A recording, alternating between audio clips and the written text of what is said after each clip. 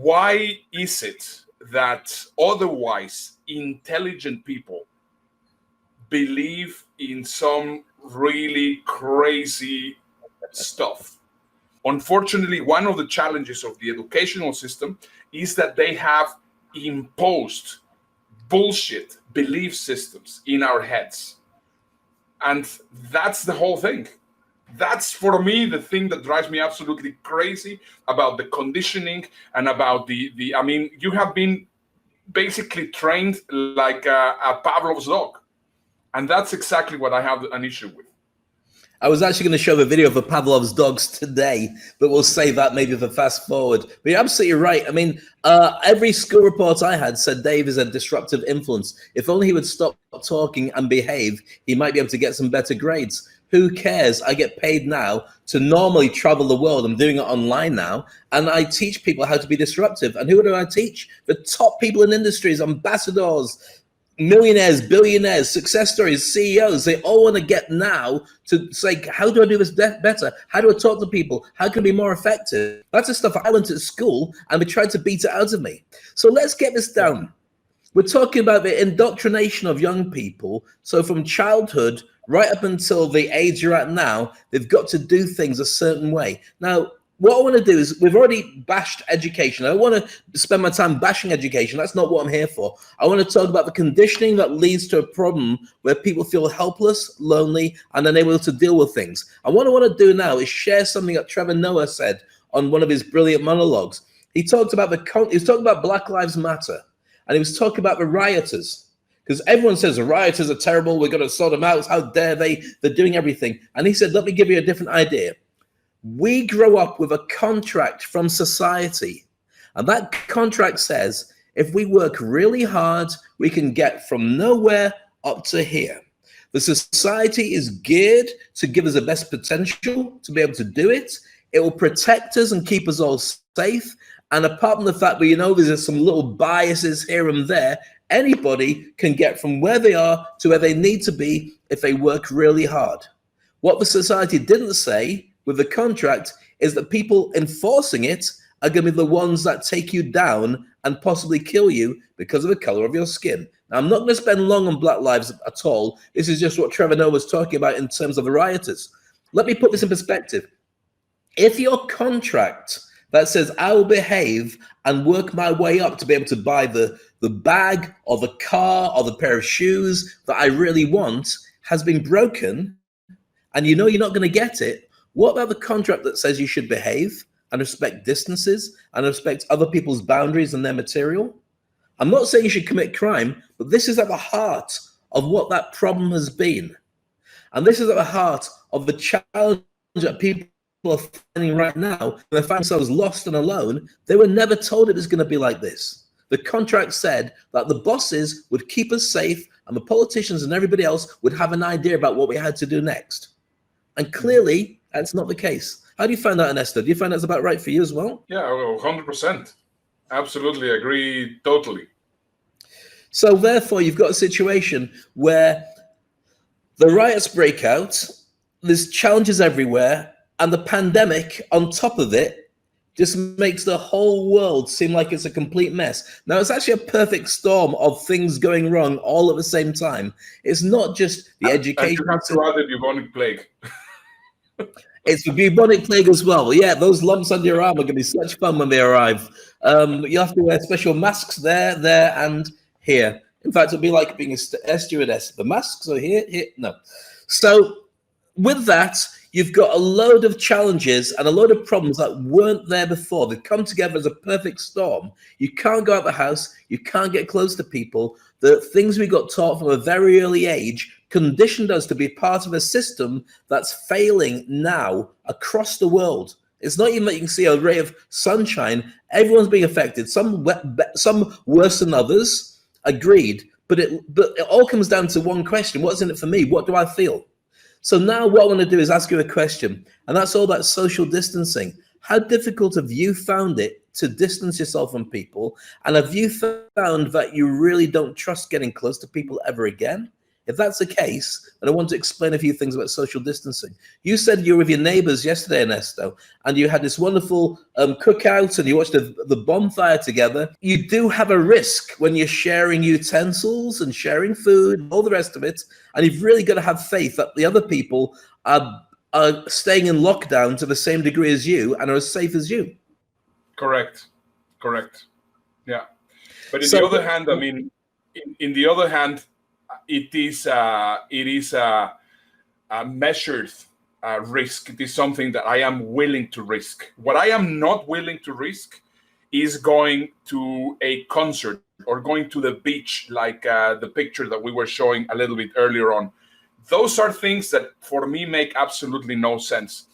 And coming back once again to the whole thing, it's about that certainty. Of course, I mean, you can have that faith that my neighbors were okay and they have actually disinfected the utensils. I also have the faith that I'm going to go to Costco, and I prefer to go to Costco because I know that they are actually really taking this very seriously. I prefer to go to Starbucks because they don't let you go in unless you're wearing a mask. I mean, I am starting to see things in a complete different way. Now, the problem is all those people that, of course, that is an uncertain territory for them, which they're going to say, no, they're taking away my liberty. This is against Jesus Christ. Jesus Christ, please. I mean, this is exactly the situation. Or those people that politicize the whole thing because they don't have that certainty. And that is exactly the issue. They are otherwise intelligent people that sometimes you see them arguing about these situations, which are absolutely senseless. And that is because, of course, they're taking that certainty from them. Now, we're going to show a video in a few moments' time, but here's a concept I want to throw at you that Ernesto and I have lived in this concept for many years, and anybody who's an entrepreneur has lived in it as well. I love uncertainty. I love being outside of my comfort zone. I love being in a discomfort zone because that means that every day I've got a new challenge, but I know that the odds are I'll be able to deal with it anyway. So that means I'm going to be more creative. It means I program my mind to notice around me things that are going to help me to get through these challenges. And so this situation we're in right now is just another huge, but another challenge. So what does that mean for people with their social distancing? Sorry, Ernesto, do you want to say something then? You have mentioned it all the time. Every time that I share with you, I mean, because we have a time difference and I send you a video about something which is happening here, and I basically roll my eyes up. Your answer, it's normally Darwin.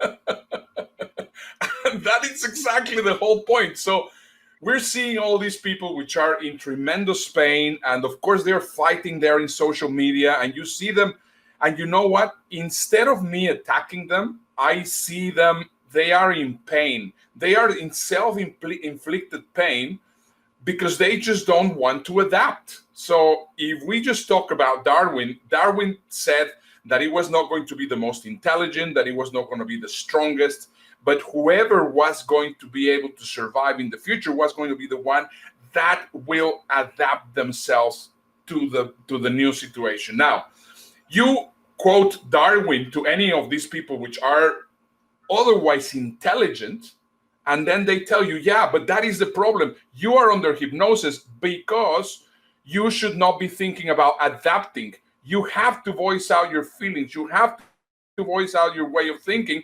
because if not, you are going to be actually enslaved in stages.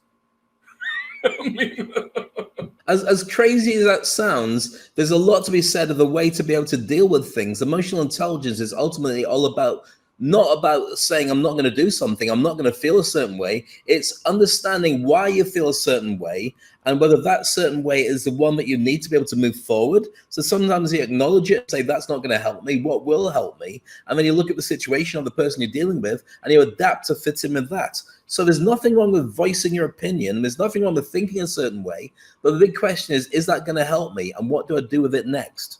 So I say Darwin purely because the situation that's going to take care of everything, and I hate to say it's a terrible thing to happen, is if you do not pay attention to the world around you, when it changes, you will not be able to change with it. And right now, You really need to be able to change. So let's look at the challenge. Let's look at social distancing. We're going to have 2 back-to-back videos with a very short break in between as we explain and discuss what's happened. Okay, so this video is all about the mindset, because we're going to get in now with showing you about the conditioning, about how social distancing affects you. Humans are social creatures, but to stop the spread of COVID-19, the novel coronavirus, we all need to do exactly what we're biologically programmed not to do: social distancing. We humans don't have big claws, sharp teeth, or hard shells. We've evolved to feel safe by sticking together. Therefore, few things are more alarming to our systems than suddenly being alone. Just like how, when we're deprived of food, we feel hungry, when we're deprived of social connections, we feel lonely. Loneliness, like hunger, is a warning signal, reminding us that we're not meant to be alone and encouraging us to form deeper connections. If we can't form deep social connections because, say, we're social distancing due to a global pandemic, our bodies go into survival mode. We start producing more cortisol, a stress hormone that keeps us alert to threats. Our bodies experience more overall inflammation, a way to prepare to heal any injuries we might get while out on our own without help.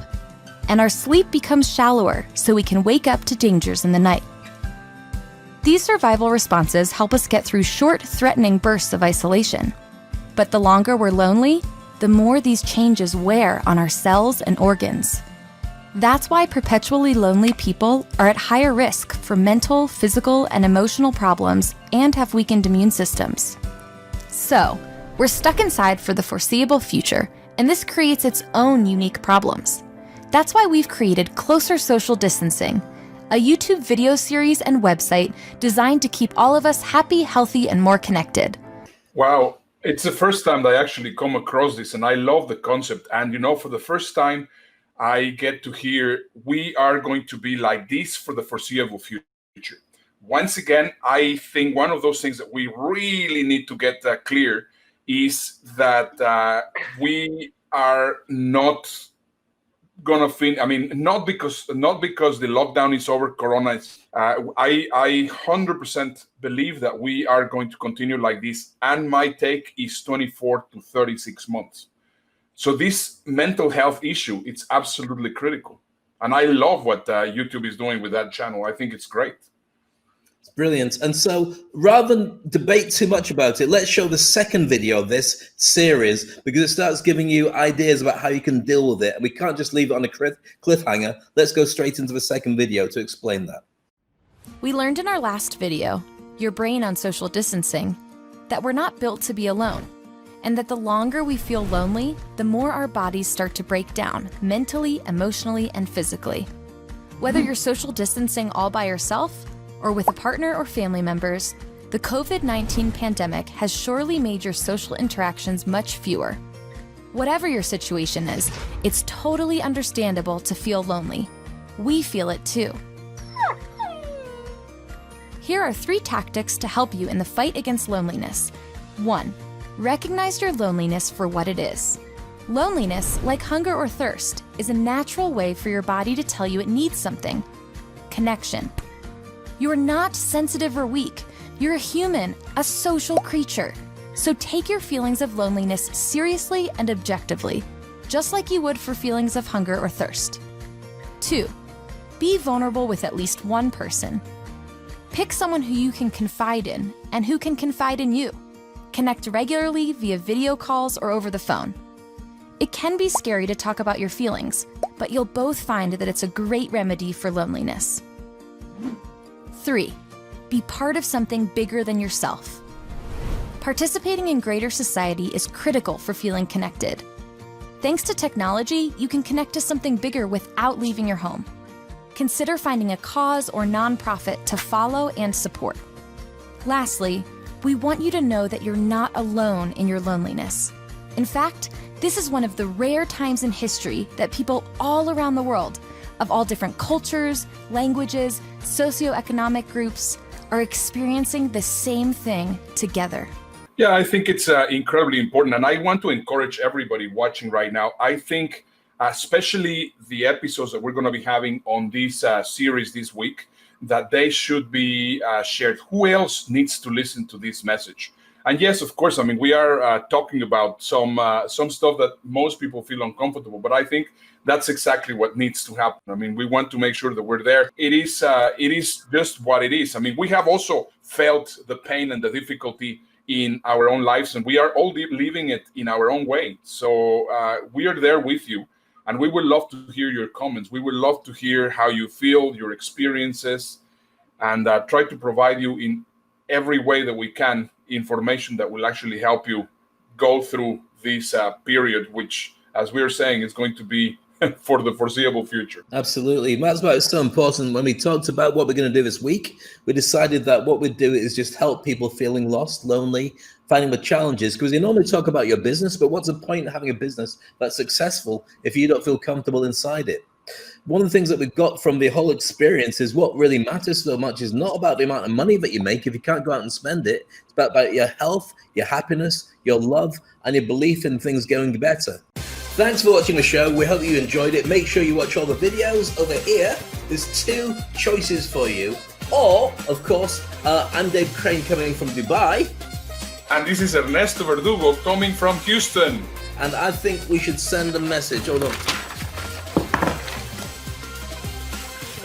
What is this? Subscribe.